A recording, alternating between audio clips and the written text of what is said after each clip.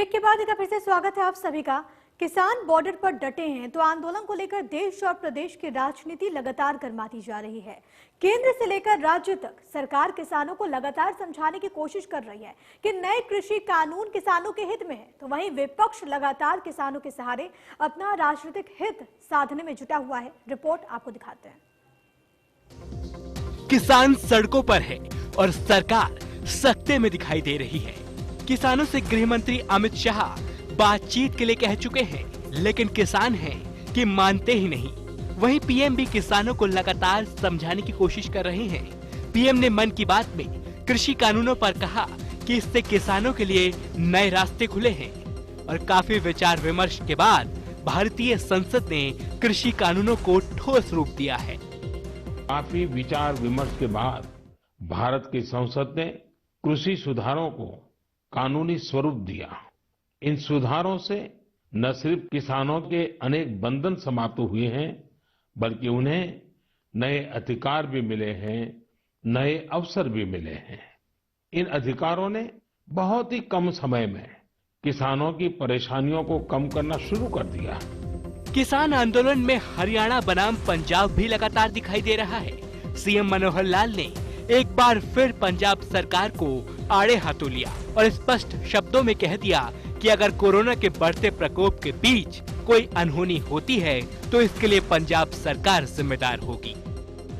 मुझे हैरानी है इस बात की कि आखिर पंजाब के लोगों ने या वहाँ की सरकार ने इसको क्यों प्रोत्साहित किया कि कोरोना के समय में आखिर कल को अगर इस बीमारी से लोगों में प्रभाव पड़ा तो इसकी जिम्मेदारी किसकी होगी? इसकी जिम्मेदारी मैं पंजाब सरकार की मानता हूं कि अगर कल को कोई भयंकर स्थिति बनती है तो इसकी जिम्मेदारी पंजाब सरकार की है। हमने उनको कहा, बल्कि इस बात के लिए ही मैंने पंजाब के मुख्यमंत्री से बातचीत करने की कोशिश की और जिसको उन्होंने कहा कि झूठ है, बाद में हमने जब रिकॉर्ड बताया उसके बाद सिट्टी पिट्टी गुम हो गई उनकी कि ये रिकॉर्ड है आपसे बातचीत करने का जो मैंने यानी इतनी बार प्रयत्न किया। तो इसलिए वो चूंकि एक प्रायोजित कार्यक्रम उनका कांग्रेस का पंजाब सरकार का है, इसलिए उससे वो अब पीछे भागना चाहते हैं, हटना चाहते हैं। हमने इसलिए रोका कि आप लोग आगे मत बढ़िए, दिल्ली में इतनी बड़ी संख्या कोई अलाउ करेगा नहीं। लेकिन जब वो बात नहीं मानी और बहुत उन्होंने जोर जबरदस्ती करके आगे बढ़ गए हैं, तो हमने इतना जरूर है कि फोर्स यूज नहीं करेंगे और इसको मैं पानी की बौछार मारना और टीयर गैस छोड़ना, ये कोई इसको मैं फोर्स नहीं मानता हूँ। ये तो लोगों को रोकने के लिए एक अवरोधक के रूप में काम आते हैं। उसको नहीं माना, सब लोग इकट्ठे हो गए हैं, तो आज वो दो जगह पर बैठे हुए हरियाणा में, ये भी कोई अच्छा विषय नहीं है। आज भी जैसे होम मिनिस्टर ने अपील की है, तो सब लोगों को दिल्ली का बहुत बड़ा मैदान है, बुराड़ी का जो मैदान है, इतना बड़ा मैदान है कि वहाँ सोशल डिस्टेंसिंग का भी पालन किया जा सकता है। लेकिन जिस प्रकार बॉर्डर से हजारों लोग वहाँ बैठे हैं सोशल डिस्टेंसिंग के को तोड़ करके, ये कहीं ना कहीं खतरे के घटनी है। हरियाणा के कृषि मंत्री जेपी दलाल ने भी बड़ा बयान दिया है। जेपी दलाल का आरोप है कि दिल्ली कूच कर रहे किसान नहीं हैं, बल्कि सब कांग्रेस के कार्यकर्ता हैं और ये आंदोलन पंजाब सरकार प्रायोजित है। इसके साथ ही जेपी दलाल ने पंजाब पर हमेशा से हरियाणा के प्रति भेदभावपूर्ण रवैया अपनाने का भी आरोप लगाया। और इतना अहम अच्छा नहीं होता, ये लोग सब देख रहे हैं कि कौन क्या कर रहा है। और ये प्रायोजित आंदोलन जो किया है, इतने ज़्यादा पंजाब से आपने कांग्रेसी कार्यकर्ता किसानों के बेस में जो भेजे हैं, इससे आपको कोई लाभ नहीं होने वाला।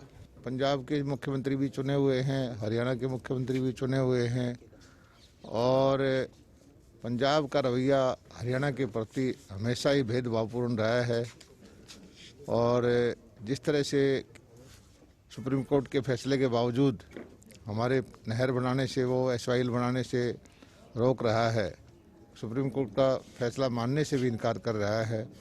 हरियाणा के हितों की रक्षा करना हरियाणा के मुख्यमंत्री का काम है। किसानों को बर्बाद करने के लिए पंजाब सरकार ने पूरा इंतजाम कर दिया। ट्रेन रोकी गई, 1.5 महीने से सारी रेलवे की व्यवस्था को ध्वस्त कर दी। खाद की कमी आ गई, पंजाब का किसान मारा मारा हरियाणा की तरफ खाद ढूंढ रहा है। और आपने जो ये गेहूं की परचेज पर, धान की परचेज पर ये कहा कि एमएसपी से नीचे खरीद होगी तो उसकी 3 साल की सज़ा हो जाएगी। आप कृपा करके ये बताएं, क्या 12 के 12 महीने आप मंडी चलाएंगे? क्या एमएसपी पर खरीद करेंगे? और गेहूं और धान की बजाय बाजरा की, कपास की, मक्का की, सूरजमुखी की, मूंगफली की और फसलों की भी क्या आप जिस तरह हरियाणा सरकार करती है इस तरह खरीद करेंगे। इसके साथ ही हरियाणा सरकार के मंत्री और सांसद लगातार किसानों को समझाने में जुटे हैं और इस आंदोलन को कांग्रेस का आंदोलन बता रहे हैं। अगर आप इसको बारीकी से देखें तो मुझे लगता है कि कांग्रेस पार्टी जो है ना वो अपने आखिरी ओवर जो है वो खेल रही है, क्योंकि किसान जो है और वो उसमें उसको बिल्कुल कहीं कोई जो बिल आए हैं उसमें उनको कहीं कोई दिक्कत नजर नहीं आ रही है। क्योंकि मैं हरियाणा से हूं और मेरा एरिया जो है वहां पर बहुत ज्यादा किसान है, तो मुझे लगता है कि ये वो बहुत बड़ा एक खेल खेल रहे हैं, लेकिन उस खेल में उनको हर तरह से मात मिलने वाली है। वो हमारे किसानों को इस तरह से बरगला नहीं सकते हैं। आदरणीय हमारे जो मंत्री जी हैं, गृह मंत्री जी, उन्होंने बिल्कुल ये कहा है कि आप बुराड़ी में आइए, आकर वहां पर आप जो है वो अपने तरीके से, डेमोक्रेटिक तरीके से आप जो प्रदर्शन करना चाहते हैं वो करिए। और उसके बाद उन्होंने संवाद के लिए ये बात कही है कि हमने पहले जो 3 दिसंबर की तारीख रखी थी, आप उससे पहले भी आकर बातचीत कर सकते हैं।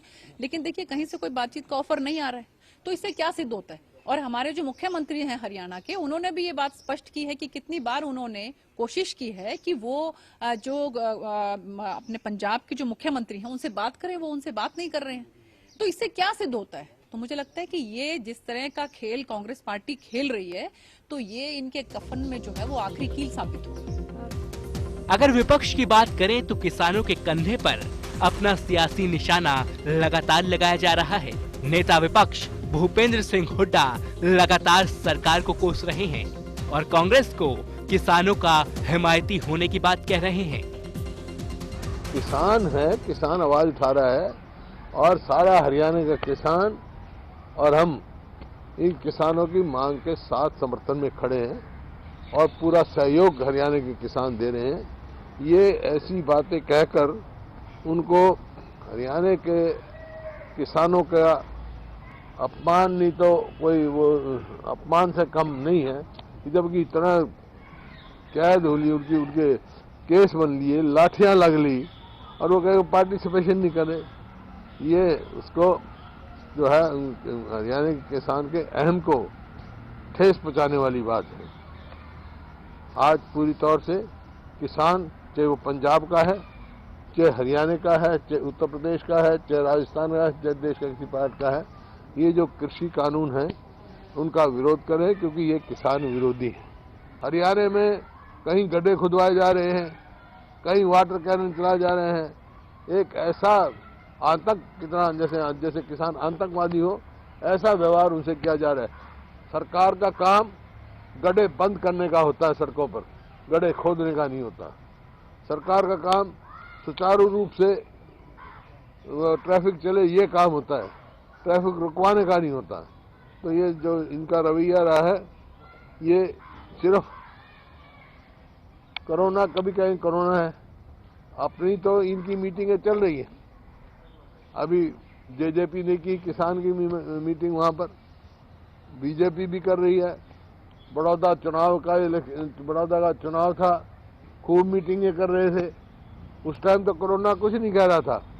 आज जब किसान शांति प्रिय ढंग से, प्रजातांत्रिक अधिकार है उसका, पूरी आवाज उठाने के लिए जब आ रहा था दिल्ली, तो हरियाणा न दिल्ली रोक रहा न पंजाब रोक रहा, तो इनको रोकने की क्या जरूरत थी। हालांकि किसानों का साफ कहना है कि किसी भी राजनीतिक दल को अपने मंच पर नहीं आने देंगे, लेकिन फिर भी सरकार लगातार कांग्रेस पर आंदोलन को भड़काने का आरोप लगा रही है और किसानों से बातचीत का भी हर संभव प्रयास किया जा रहा है। Bureau report, India news, Haryana. और इसी के साथ इस बुलेटिन में अभी के लिए फिलहाल इतना ही। बहुत खबरों का सिलसिला लगातार जारी है, बने रहिए।